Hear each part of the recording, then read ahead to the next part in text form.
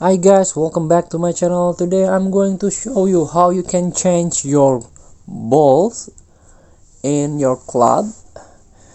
So last season this game is FIFA Mobile, but today this new season this game is become EA Sport FC Mobile 24. So in all console, all platform, there is no FIFA anymore, but change EA Sport FC Mobile 24 for the gadget version or handheld version. So this video is made for new player. You can edit your team by tapping the club,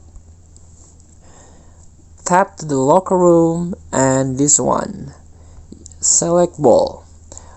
So this is the default FC Mobile ball that you can use in a match. You can change it by tapping this one, night flight, tap the confirm, and the ball change. So when you are in match or in a game play, you use this ball. And also you can get more ball from more event, or last season you get founders ball. You can get it, or you can change in select ball option. Thank you for watching. Don't forget to comment, like, and subscribe. Also click text button below. Enjoy the game.